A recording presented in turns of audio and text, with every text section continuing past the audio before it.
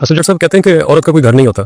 जब वो अपने माँ बाप के घर में होती है तो कहा जाता है जी ये तो इसने तो ब्याह के अपने घर चले जाना है। ससुराल वाले जो होते हैं वो कहते हैं ये तो दूसरे घर से आई है।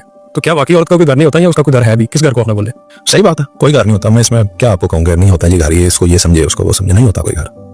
औरत का कोई घर नहीं होता। तो वो बनाएगी किसको? क्या करेगी वो? या अगर किसी घर को बनाएगी भी अपना तो किसको बनाएगी? अगर आप इसको थोड़ा सा डीपली अंडरस्टैंड कर लो तो मर्द और औरत का एक जैसा, एक ही जगह पे एक ही स्टाइल का घर होता, एक जैसी सहूलियात के साथ। ठीक है, कोई कमी फर्क भी नहीं होता, रंग में ना, साइज में ना, हवा की रोशनी की आमद रफ्त में जी। हर तरह से मर्द और औरत का एक ही घर होता है और वह कब्र। तो कारते हुए अब आप बताएं, आप इतनी मेहनत से महल बना लेते हैं अपना, रहना भी नसीब नहीं होता कहीं को। नहीं रहना होता भी है तो कितने साल रह लोगे? एक एवरेज इंसान जो है वो कितनी उम्र में जाके, वो 22 साल की उम्र में तुम घर नहीं बनाता, बड़े लकी जो बना लेते होंगे लोग। इस प्रोसेस में पहुंचते हैं 40 के बाद, कहीं 50 के बाद, कहीं 60 के बाद, उम्र भी बीत जाती है। हाँ बीत जाती है। तो आपने क्या रहना है उस घर के अंदर? और घर अगर आप इस लिहाज से पूछ रहे हैं, ऑनरशिप के लिहाज से या उस घर को लेकर अपनायत के लिहाज से, तो वो उसका होता है जो बनाता है। मर्द जब घर बनाता है ना, चाहे करोड़पति हो, जब वो रहने के लिए, अपने रहने के लिए एक घर बनाएगा ना, जब तो खाली हो जाएगा, उधार पे चला जाएगा। कुदरत जोड़ती है उसको उसके साथ कि देखो ये तुमने कितनी मेहनत से बनाया। फिर उसको उस घर का दर्द और एहसास होता है। रहने वालों को कोई नहीं होता, सही, बच्चों को कोई नहीं होता, ऊपर बादी फेरते हैं। और रही बात औरत की कि भाई अगर मशर्ती लिहाज से देखा जाए तो ससुराल वाले कहते हैं ना वे तो पराई थी है, और अपने घर वाले भी कहते हैं तो पराई थी है, नहीं तो उठे चला जाना है, तो उसका वाकई कोई घर नहीं होता। और जब चाहते हैं उसकी ऑनरशिप को डिसऑन कर दिया जाता है, तुम्हारा कुछ भी नहीं है, तुम जाओ यहाँ से, फारिग कर दिया जाता है। ये बात दुरुस्त है, तो अच्छा है औरत के लिए भी वो इस चीज को रियलाइज करके जिए, सही घर नहीं है, हाँ उसके लिए अच्छा है। तो जिन औरतों पर राज होता है वो फिर किस तरह से हो जाता है? देखिए सिचुएशंस है जी। ये जो मुल्क पे राज करते हैं वज़ीर आज़म बन के, मुल्क उनका थोड़ी होता है। सही, एक ऐसे प्रोसेस से गुजरते हैं, ऐसी एक्टिविटी करते हैं कि लोग उनको अपना लेते हैं और कहते हैं जी आप हमारा मुल्क चलाएं। जी।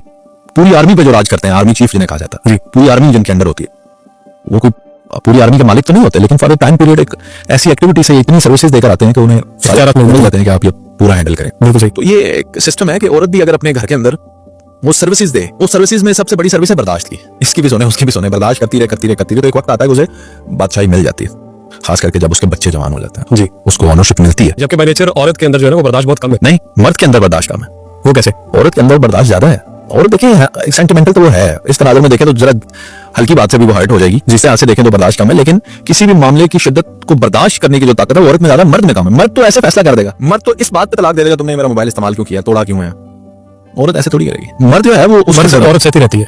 हाँ, मर्द जो है वो उसमें बर्दाश्त कम है, औरत में ज्यादा है। तो बहुत सारी जो आजकल नई नवेली दुल्हनें हैं, जो नई लड़कियां यंग एज में हैं, जिनकी शादियां हो रही है, वो तो थोड़े से हालात टफ आ जाए तो वो नहीं बर्दाश्त करती, वो खुद भी फैसले ले लेती है। तो उनके लिए क्या मैसेज देंगे? जबकि हमारी जो पहले माएँ गुजरी हैं उन्होंने तो बड़े बड़े मुश्किल दौर को देखा, उस वक्त सहूलियात भी नहीं हुआ करती थी, अब तो सहूलतें भी बहुत ज्यादा है। मरोज बात सिर्फ इतनी सी है कि बदतरीन लड़ाइयों में अपनी बात करके आपको समझा देता हूँ, समझ आए ना आए लोगों को। मैंने अपनी बीवी से एक बात कही है और उसने मुझसे, हम इस पे एग्री कर चुके हैं, चाहे जितने मर्जी वर्स्ट हालात हो जाएं, चाहे मुझे उस पर जितना मर्जी गुस्सा आ जाए, उसको मुझ पर जितना मर्जी गुस्सा आ जाए, हम जिस मर्जी एक्सट्रीम पे गुजर जाएं, हम अपने मुंह से ये लफ्ज भी नहीं कहेंगे कि मैंने आपको छोड़ना है, आपने मुझे छोड़ना है, मैंने जाना है, आपने, हम एक दूसरे को नहीं छोड़ रहे, हम हर हालात में एक दूसरे के साथ रहेंगे। जब आप ये नियत कर लेते हैं ना कि हमने रहना ही साथ है, फिर हर मसले का हल है। बिल्कुल सही। जब आप हर मसले का हल ये ढूंढते हैं ना कि हम अलग हो जाएंगे और भाईजान ये हाल नहीं है, फिर कौन आएगा तुम्हारे साथ रहने? बिल्कुल सही।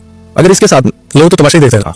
तो ये है कि आप कम से कम इस चीज पे एग्री करेंगे, आपने एक दूसरे के साथ ही रहना है, उसी इंसान के अंदर अपनी पूरी जिंदगी और खुशियां और सब कुछ देखना है, उसकी अच्छी बुरी आदत के साथ ही। जब आप एक इंसान की बुरी आदत देखते हुए उससे अलहदगी का सोचना शुरू कर देते हैं ना, तो ये वायरस है कोरोना, या आपको ले डूबेगा, उसको कुछ भी नहीं होगा। बिल्कुल सही। यानी कि इसका कंक्लूजन ये निकल सकता है कि औरत जैसे भी हालात हो बर्दाश्त भी करे, औरत भी करे, मर्द भी करे, ऐसा तो नहीं औरत करती रहे मर्द ना करे, दोनों को। हमें तो यहाँ पे बैठ के यही कहना है कि दोनों करें, लेकिन सच ये है कि जो औरतें बर्दाश्त कर लेती हैं वो बादशाही पा लेती हैं घर की, वो नहीं करती तो वो उनकी अपनी जिंदगी है। बहुत शुक्रिया।